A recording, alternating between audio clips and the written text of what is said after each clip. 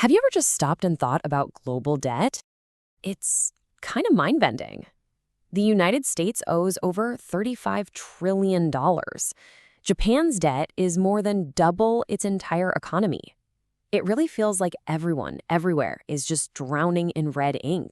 And that leads to this huge, nagging paradox, right? If everybody owes money, who exactly do we owe it to? Who's on the other side of that giant global ledger? The answer, it turns out, isn't some alien race of bankers. It's much, much closer to home, and it pulls back the curtain on how our entire financial system actually works.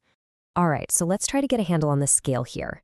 This number, $110 trillion, that's just the debt owed by governments. Just governments. It's a number so huge it's almost impossible to picture. But believe it or not, this is just the tip of the iceberg. Because, government debt is only one piece of the puzzle. Once you add in all the debt from corporations, and then all of our debt, mortgages, car loans, credit cards, the total just skyrockets. We're talking over $315 trillion, a global mountain of IOUs. Okay, and this is where it gets really strange. For all that debt, the total value of global assets, all the stocks, all the real estate, everything we collectively own, is a staggering $1.7 quadrillion. Yeah, that's a 1 with 15 zeros after it. So how is it possible? How can so much debt exist right alongside so much wealth? Well, to solve this puzzle, we have to do something a little radical. We have to unlearn pretty much everything we've been taught about what money is. Because the answer isn't really about the debt. It's about the very nature of money in our modern world. Most of us have this picture in our heads that money is a thing, like gold coins in a treasure chest. There's a limited amount of it. But in the system we have today, that's just not true. Modern money isn't a thing. It's a relationship. It's an IOU, a social contract that is literally born from the act of borrowing.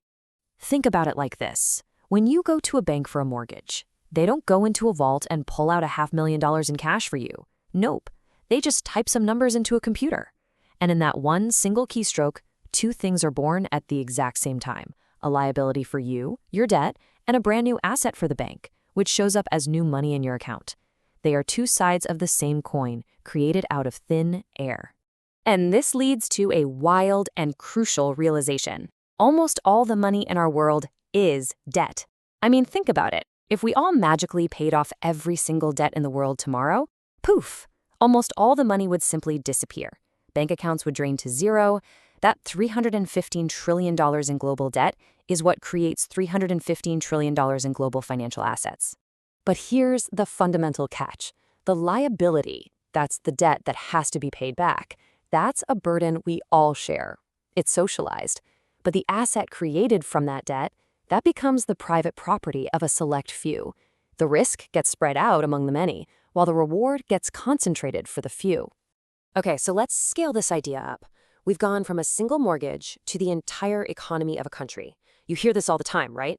Politicians say a government should be run like a household, balancing its budget.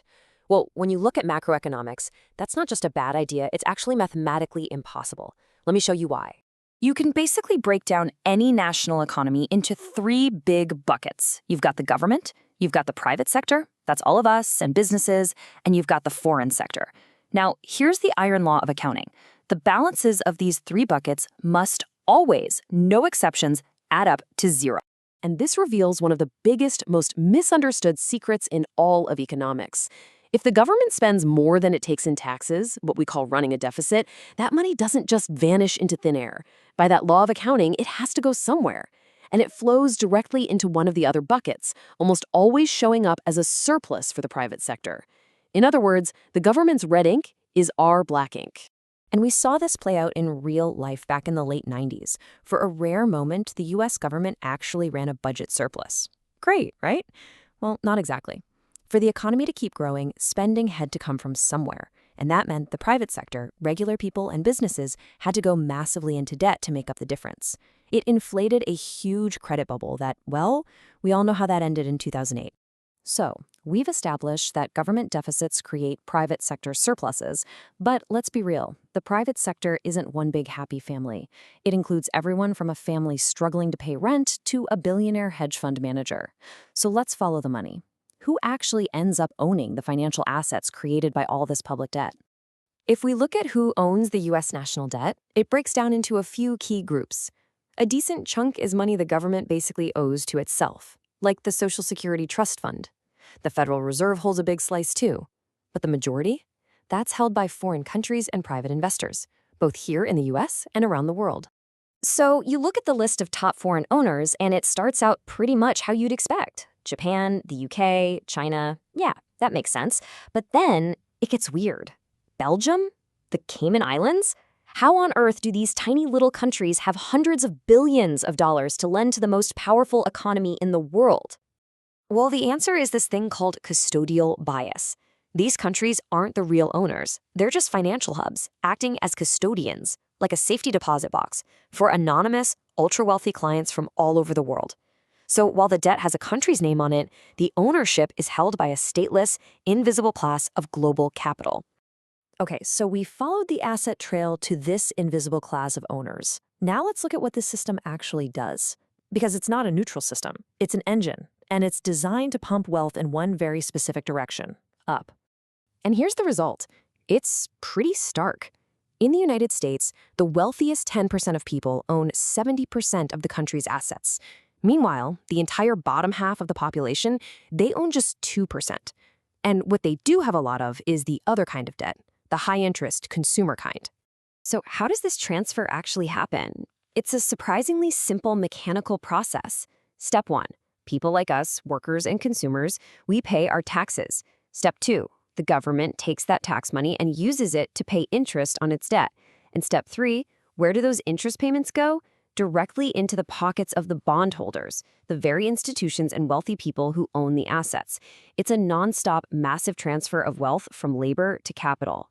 Which leads to the final question, why doesn't this whole thing just collapse?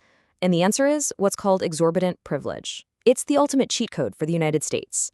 Because the U.S. borrows in its own currency, the dollar, it can never technically go bankrupt. It can always just create more dollars to pay its debts. It's a power no other country really has.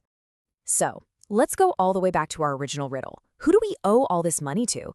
The simple answer is, well, we owe it to ourselves. But the more complicated and more honest truth is all about how you define we and ourselves. Because that word, we, is really split right down the middle. There's the we who are the debtors, the taxpayers, the workers, the future generations whose labor pays for all this.